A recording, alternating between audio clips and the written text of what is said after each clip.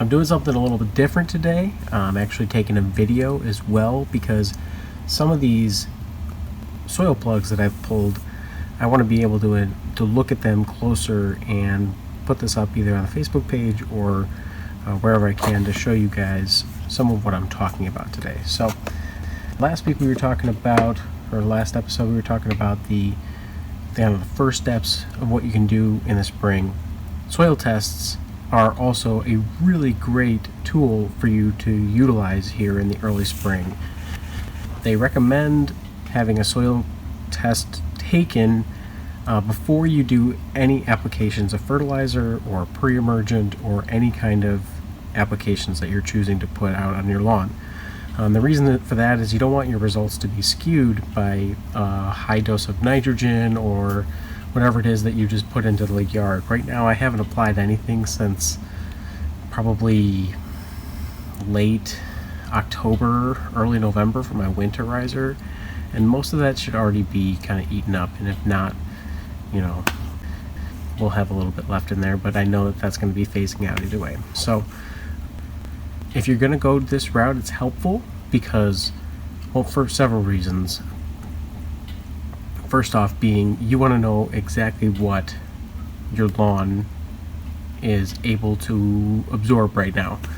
You may be throwing nitrogen at it, you may be throwing phosphorus or whatever micronutrients that you want to throw at this, but if it's not in the right pH, then your plant can't absorb it. And so when you're looking at this, you'll see right away at my plugs that I have very, very dense clay soil. And a lot of people are going to be worried about this. It's, oh my gosh, I got clay soil. How are the roots going to get through? And I'm looking at this. I'm a little concerned. But so this is my front. Each one of these plugs represents a different section of my yard. So this will be like the side lot, the north side lot. This is my my north of driveway section. This is the parkway, the North Parkway. This is the main lawn here, the main front. This is the other parkway, and then this is my west side lawn. And I'll get into kind of what I'm seeing given the different circumstances for each one of these sections and why it makes sense. And then over here I've got 4 more samples. A little bit hard to see right now, but we'll get into them. The backyard was much easier to pull a sample from. I think it's just because it was wetter. Excuse me, more wet. And the plugs they were much easier to pull. If you don't have a plugger, most people don't. It's not a tool that's in everyone's arsenal right now. But if you're planning on doing this, you can just get a shovel. You can get a small shovel and just take up a small section and get the soil up. So the objective here, I have 2 separate soil kits. The ones that I've chosen to go with are these Yard Mastery ones. See here, I really, really like the products that come out of the Yard Mastery. This is a newer company. I've followed Alan Hain for years, and he's also the lawn care nut. We've worked with different soil kits. There was a Soil Savvy. There's different ones you can get through like your extension office and things like that. Universities can also do a soil test sometimes for you. Just depends on where you are and what you want to do. These are like $30. Super easy, super convenient. I think you just send it out and it comes, you get your results right away to the app, and then you can look them up online too. You'll have all sorts of stuff. So here, just looking into what's in this. The first one says, keep this document to access your results, your registration number, your kit, your online kit, and then it tells you how to collect a good soil sample. Collect from 7 to 10 different locations. Soil should be collected 4 to 6 inches deep. Combine all of the collected soil in a large plastic bag or bucket and mix thoroughly, breaking up any large chunks. Sample should be free of any large plant material, roots, or debris. So yeah, take all of the roots that you're gonna see out of it, all of the grass, every piece of material. So I'm gonna mail your sample to the lab. You should get your results pretty quickly there. So that's cool. It's even got a little bit of a plan here on the back for you if you're interested to plan it out. Accurate soil sample provides accurate analysis. Before digging your soil samples from the yard, it's best to evaluate your testing area and divide into sections. Good idea. But yeah, see, this one also outlines too that you can use one of these pluggers like I've got, or just a small shovel. It should be fine. So, yeah, so that's what you got. What else we got here? This is what we're going to return it back with. FedEx package. And then here, it's just one of these little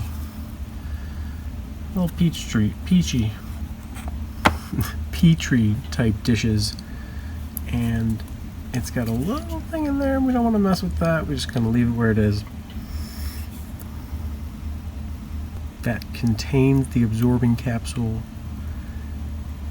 Capsule is a choking hazard. Got it.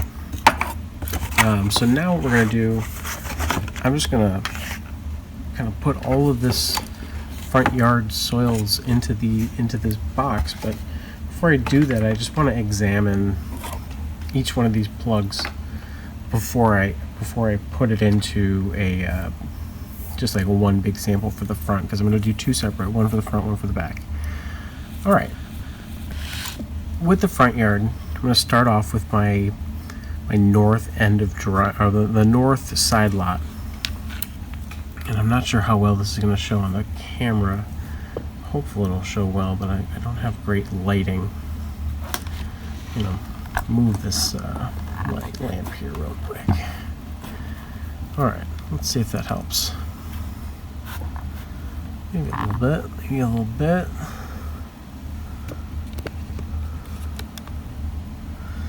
Alright, so again, I'm not sure how much of this is going to show well. But this is the north side lot. I was able to get a pretty decent chunk here. This one's, 3 inches deep, 3.5 inches deep. But you can see here towards the bottom, hitting this really heavy clay. Stuff right here. But I'm not too upset about this, because when you look at it, I've got at least, that's 3.5 inches down, and I've got a root that's going through. At least one root, right? So that's keeping some of the plant alive. And then you got some roots coming down here a little bit further, about 2 inches down, right? So that's good. You gotta figure, my house was built in 2019. It was sodded in March of 2020. So it's only a year old.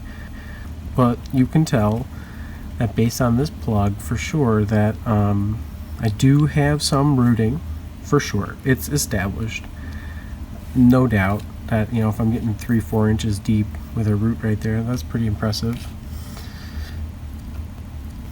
But you'll notice that it's very dense, very thick. So here I'm going to pull a piece apart.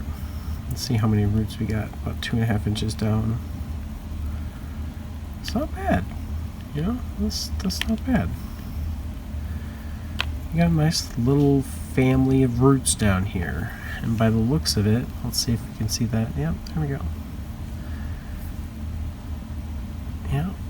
I mean, that's not great, but again, for a year old, over 1.5 inches, over 2.5, and then all the way down here down to 3 inches. So I'm not upset about that.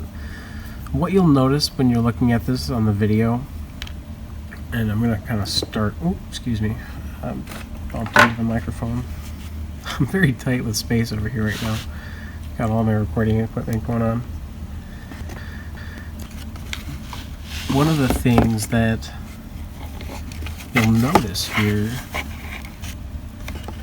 is the thatch layer, right? And you're like, what's thatch?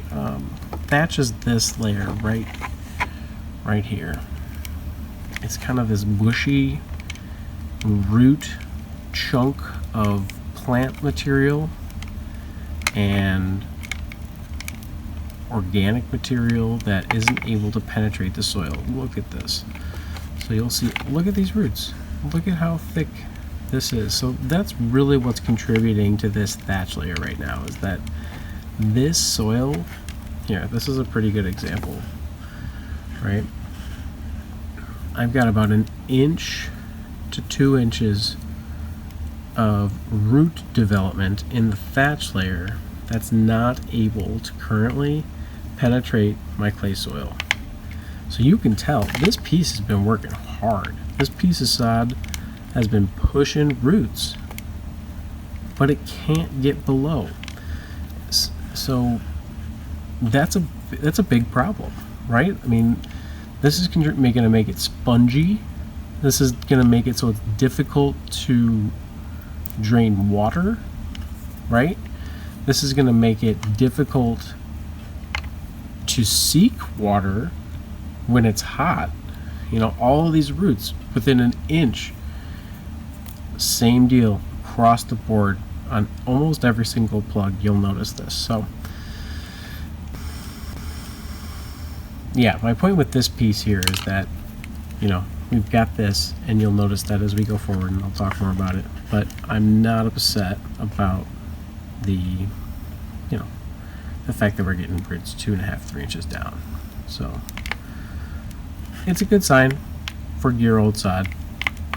Definitely something I need to work on, and I'll go through my strategy for that here coming up. But that's good. You give that a yank, boom. It's not coming through. That's good. You know, so it's strong. All right, next plug. What are we looking at here? This one is for the front driveway. It's the north driveway, and right off the bat, boom! The sponge. The sponge. One thing to note though is that north section, the north side section that we just talked about, I had dethatched that area in the fall. I've raked it heavily and took up all of the thatch layer that was there.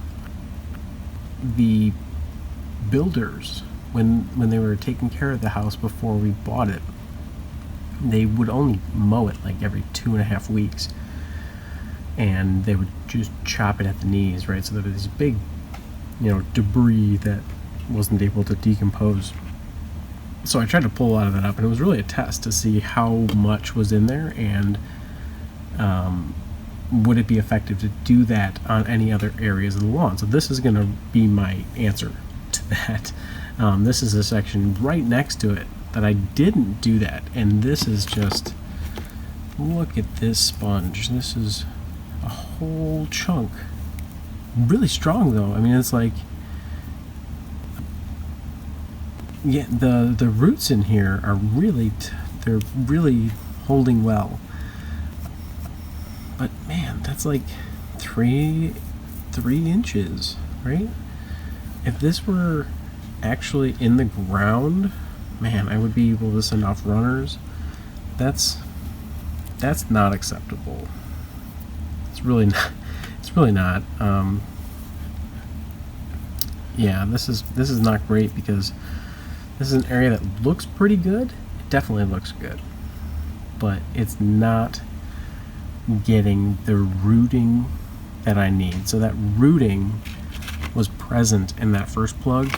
That's really not super present in this second plug, which is kind of unfortunate, because this is an area that I really enjoy mowing, and I'm hopeful to get back under control here. I might have to dethatch in the fall. That's a good thing to be thinking about. So very cool. All right, next. This would be the Parkway. This is probably North End Parkway, one of my healthiest areas, aside from the fact that I had some damage to it last season when my neighbors had a patio installed. Unfortunately, there was some damage to the right on the property line that kind of hurt the area quite a bit, matted it down, and had a bunch of big equipment on it. So that did not do nice things to my lawn, but This area has recovered quite well. I was able to scalp it when that happened.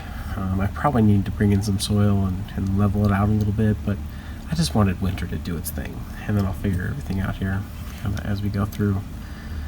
But here, this is one that, again, I'm holding that at the top, and those roots are at least 3 inches, right? So here's the first chunk. Let's get that thatch layer out and examine that for a second. But it's tight, it's in there, it's rooted. That's great news. I'm very happy to see that.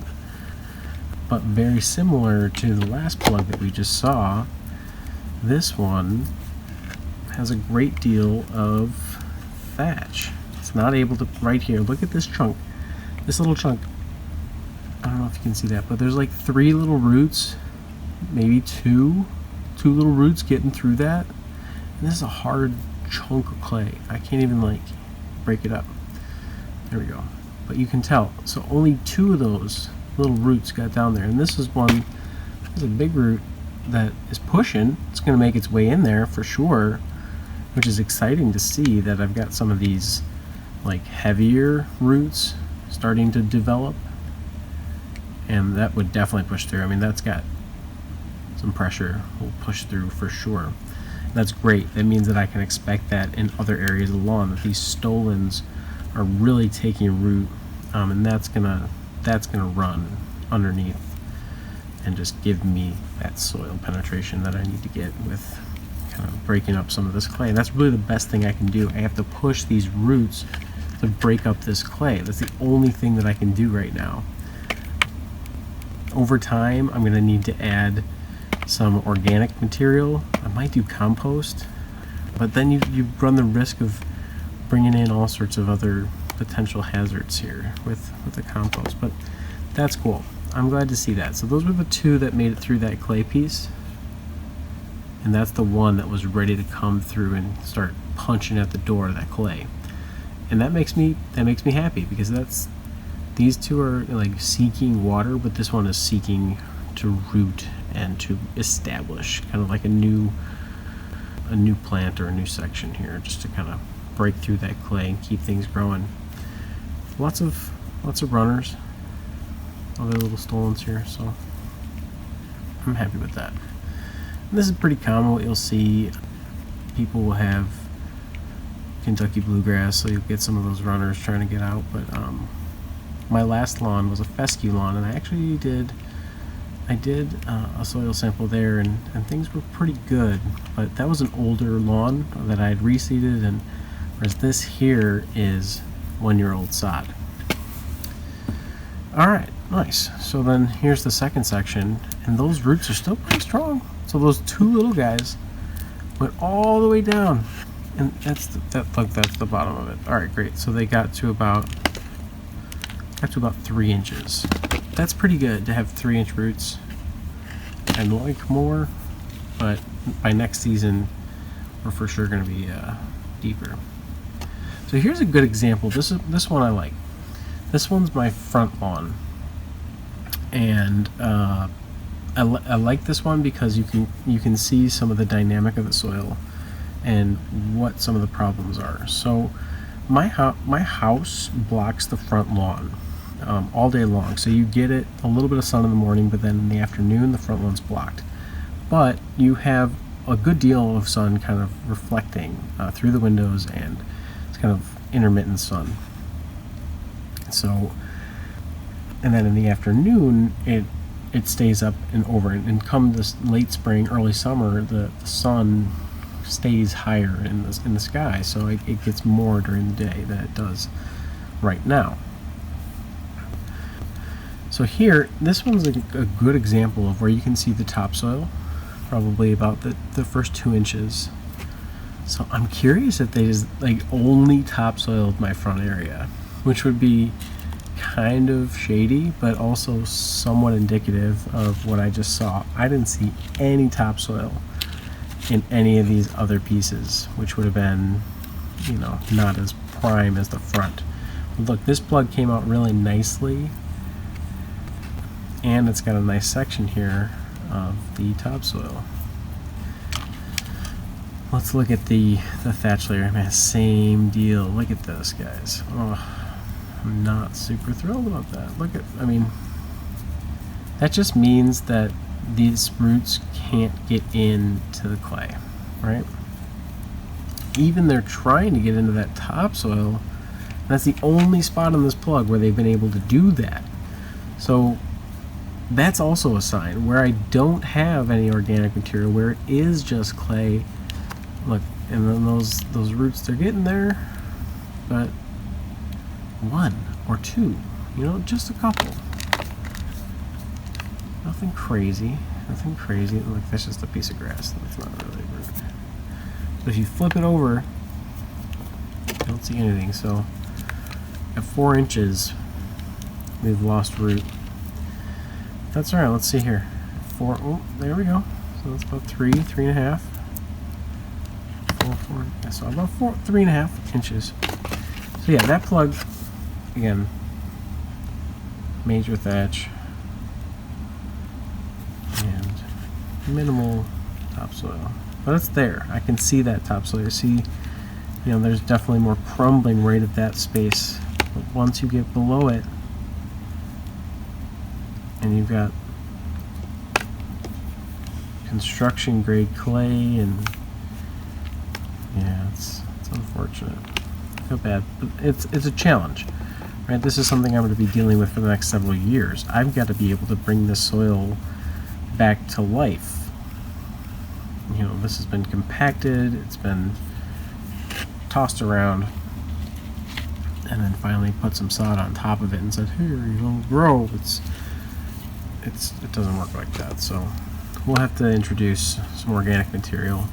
Today I went out and I bought some more Milorganite. Initially I'd only purchased kind of like a set line of fertilizer, again from the Yard Mastery, but I got the flagship, the double dark, and then like last year's summer stress blend because it was on sale. They changed the brand and the logo and things like that, so I was able to get a good deal on the old packaging. But then I've also got my biostimulants and things like that, and that's going to be a game changer for me this year. I need to have my aerate and my RGS going down on a regular basis. So here's this plug, same deal. This one's the Parkway in the front, but this one, the roots are doing really well. Yeah, really strong roots, kind of right into there, hitting some clay, getting stopped. Similar, again, same story, but this one's going all the way down. Look at that runner. He's searching for water. So that's good. I'll do one backyard just to get a sense of what we're looking at here. And I do kind of want to keep these separate, but look at how much. Looks like a giant turd. I mean, it's huge. I was able to get like a full 7 inches of this this one, and going all the way down. Look, that root is all the way down. I'm really impressed with that. So the backyard is for sure getting rooted and is definitely establishing. You can tell all the way down in here. It's not, you know, every root isn't able to get through that top layer, but look, I'm 3.5 inches where most of the other ones were tapping out, and I had to rip roots to get that one off there. That's great news. So yeah, I am interested to see the difference between my front and my back. The backyard gets consistent sun. The front yard right now does not. Faces east and north, but my side yard gets good coverage, so, or gets good sun. That's what this plug is. This is the side yard, and I'm curious. Definitely can see this, the topsoil, top inch, not even, just from here to here. And then same deal, we definitely have some compacted, you know, thatch layer, but not too bad. This is probably my healthiest section in the front. much less thatch, much tighter, definitely tighter. Like I'm like pulling pretty hard at this and it's not coming apart. And then really nice root ball underneath there. So again, that's an area that's taken really nicely. So I need to be conscientious of that. Where I'm getting good sun, I'm getting the healthiest roots. There's not much I can do to change the sun. In fact, there's nothing I can do to change the sun. So I'll strategize my process for how I'm going to do that, and I just have to know that's going to get a little bit less sun in the spring and a little bit less sun in the late fall. But during the summer months, I get pretty good coverage. There's certain areas certainly that don't, but I'll just have to work on those and be aware of that.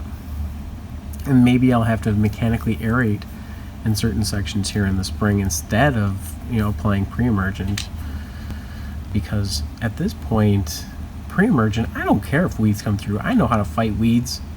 I'll fight a weed all day, right? And crabgrass, maybe not so much. I don't like crabgrass, but they're annual.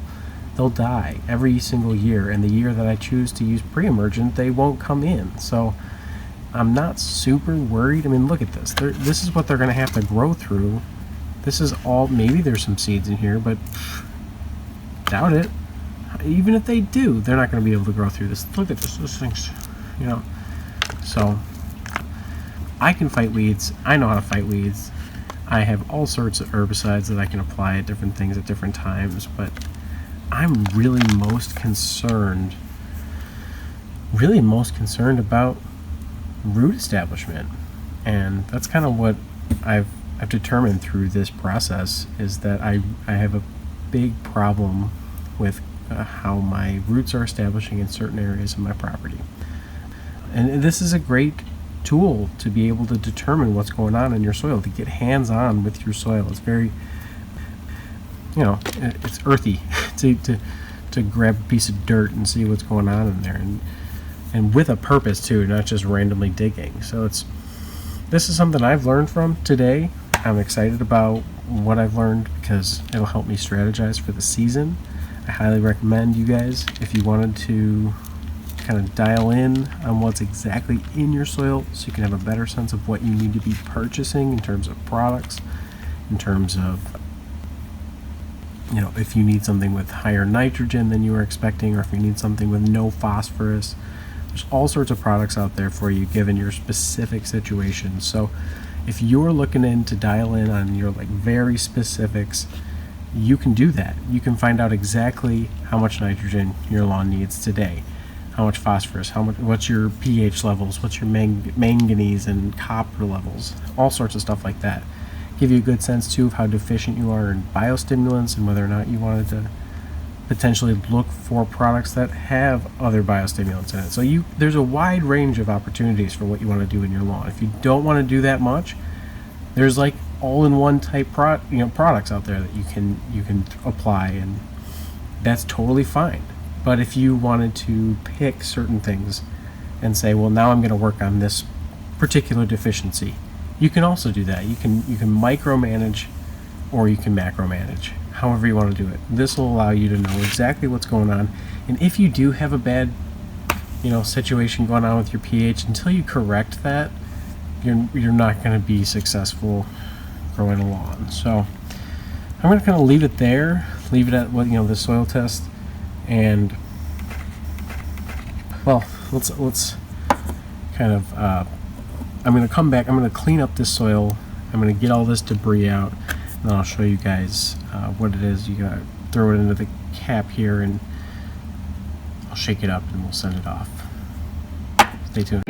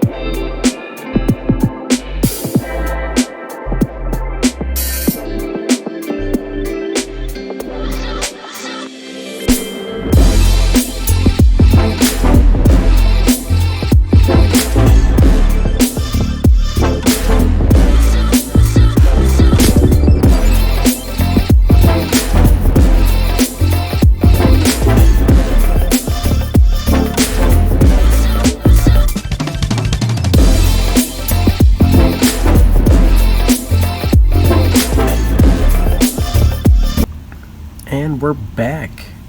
I was able to separate all the debris, all the roots, all the extra stuff kind of into here. And then you want to fill up your little cup here all the way to the top. And then this guy, you just want to open it up and careful not to spill any of the contents. And then you're just going to dump it right in there with that little thing in with the water. It's really not that complicated. You know, you guys can do this. Oh, I see a little piece of debris. Shoot. Try and pick out what you can. If you notice you got a couple pieces of something in there, do what you can to get it out. But don't go crazy. I mean, you know, it's alright. So then, yeah, you get it in here. I'm just going to do a quick sweep to get a couple of these little guys out here if I can.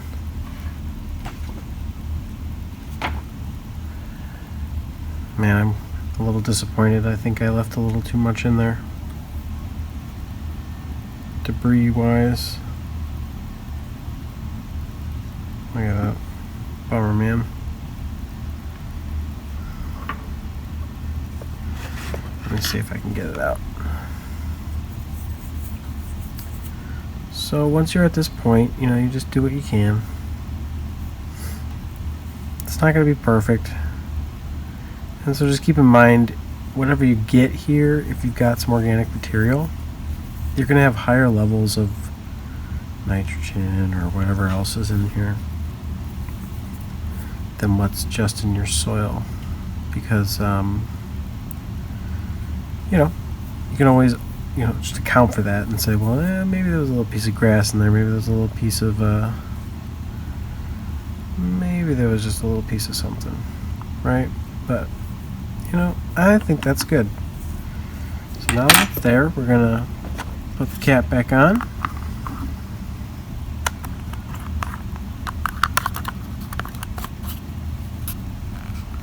And seal that. Give it a shake. And that, my friends, is a soil sample right there. Just kind of looking at it to see if there's any like clear pieces of debris. There might be a couple, I'm not gonna lie, but for the most part, I think we're in pretty good shape. I did take like 20 minutes to remove anything that I could from that soil sample. So, you know, whatever's in there, that's just what it is. So now you find your little package right here. First class package, return service, no postage necessary. Nice. Alright, and you put this guy in here. Make sure it's nice and tight.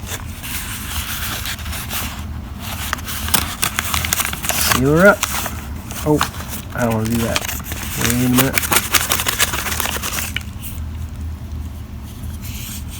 Let me first take note of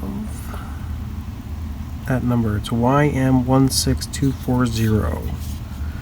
That number is going to be important for remembering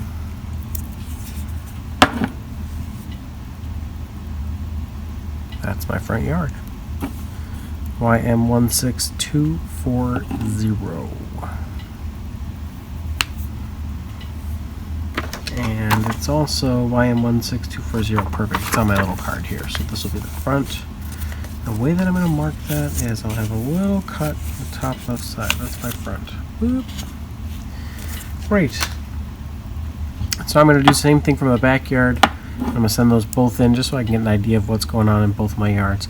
And kind of like I was saying before, this is a really great first step. You don't have to do anything crazy. These are pretty cheap to do. I went extra crazy to get 2 separate soil tests here. Not everybody needs to do that. You can take several samples out of your entire lawn. They'll give you a general idea as to what you want to do. But for me, I have 2 very different situations in the front and in the back. And by very different, I just mean different conditions, not necessarily, I don't have different grass types or anything like that, so it's just different conditions. So yeah, if you are concerned about your budget this season, this is another way to dial in on saving money, to be able to only get the products that you need, and also buying products that will help your soil absorb whatever you feed it with. So, I'm excited to see what these soil sample tests will result in for me. I'll keep you guys posted on what they look like, and until next time, we'll probably be doing some kind of unboxing of my new spreader. We'll also be testing it out. I got to get some fertilizer down. I know it's going to need nitrogen either way, so it'll be a good opportunity to apply some organic fertilizer because I know that the lawn needs it. That's coming in for the next week. That'll be my first set of applications. I'll also talk a little bit about biostimulants and some of the packages that I've already purchased for what to expect. I know there's different liquids I'm going to be applying, and that kind of gets people a little anxious, different ways of applying your products.